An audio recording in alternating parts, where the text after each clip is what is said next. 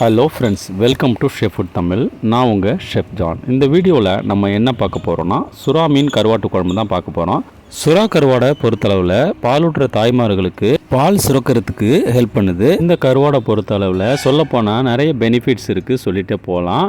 வாங்க சுறா கருவாட்டு குழம்பை எப்படி ட்ரெடிஷ்னலாக வைக்கிறது அப்படின்ட்டு பார்க்கலாம். வீடியோக்குள்ளே போகிறதுக்கு முன்னாடி நம்ம சேனலை சப்ஸ்கிரைப் பண்ணி சப்போர்ட் பண்ணுங்கள். வாங்க வீடியோக்குள்ளே போகலாம்.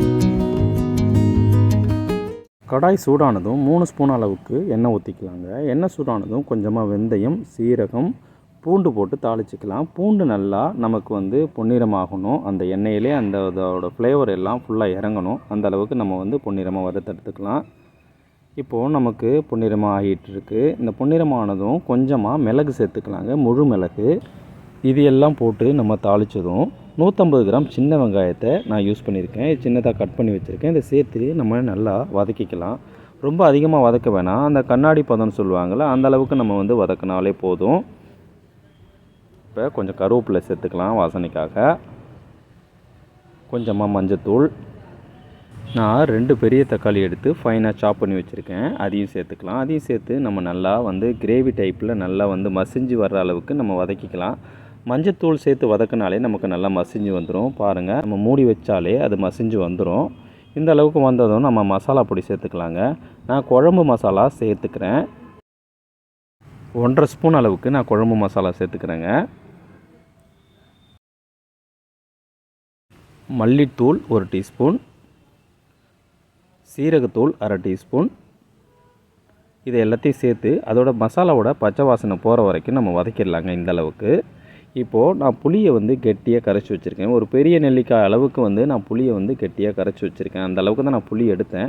அதை கரைச்சி நல்லா அதோட பச்சை வாசனை போகிற வரைக்கும் நம்ம இந்த அளவுக்கு மாதிரி கொதிக்க வச்சிடலாம். இப்போது கருவாட்டு குழம்புக்கு தேவையான நம்ம தண்ணி சேர்த்துக்கலாம். தண்ணி சேர்த்து நல்லா கொதிக்க வச்சிடலாங்க. நல்லா கிண்டி விட்டுட்டு நம்ம மூடி போட்டு கொதிக்க வச்சிடலாம். இப்போது நான் இது வரைக்கும் உப்பு சேர்க்கலை.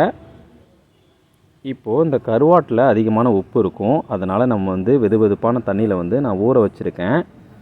ஊற வச்சு கொஞ்சம் உப்பை எடுத்துகிட்டு அந்த தண்ணியிலேருந்து வடிகட்டி இந்த அளவுக்கு வடிகட்டிட்டு நம்ம கொதிக்கிற குழம்புல சேர்த்துக்கலாங்க. கடைசியாக உப்பு சேர்த்தாலே போதும். அந்த கருவாட்டில் உள்ள உப்புலாம் அந்த குழம்புல இறங்கும். அதுக்கப்புறம் நம்ம உப்பு சேர்த்துக்கிட்டால் போதுமானது. இப்போ நம்ம கருவாடை சேர்த்துட்டோம். நல்லா கொதிக்க வச்சிடலாம். மூடி போட்டு இப்போ மிக்ஸ் பண்ணிவிட்டு நல்லா கொதிக்க வச்சிடலாங்க. குழம்பை மூடி வச்சு 10 நிமிஷம் நம்ம சிம்மிலே வேக விடணும் அந்த கருவாட்டை.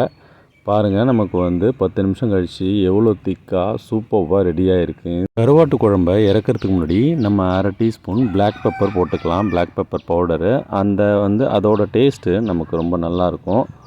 அந்த கருவாடும் அந்த பிளாக் பெப்பரும் அந்த கருவேப்பிலையும் சேர்ந்து நம்ம கடைசியாக அந்த வாசனையாக இறக்கிறது சூப்பராக இருக்கும். கடைசியாக ஒரு 5 மினிட்ஸ் மட்டும் இதை மூடி வச்சு நம்ம சிம்மில் வச்சு வேக வச்சுக்கலாம். இப்போது நமக்கு 5 மினிட்ஸ் ஆகிடுச்சு. பார்த்தீங்கன்னா எண்ணெய்லாம் பிரிஞ்சு நமக்கு ஃபுல்லாகவே கருவாட்டு குழம்பு ரெடி ஆகிடுச்சு.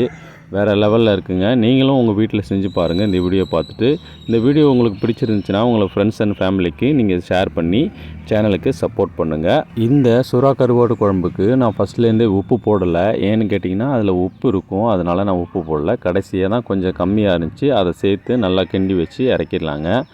அவ்வளோதான் ஃப்ரெண்ட்ஸ். அடுத்த ஒரு வீடியோவில் இன்னொரு டிஷ்ஷில் உங்களை சந்திக்கிறேன் ஃப்ரெண்ட்ஸ்.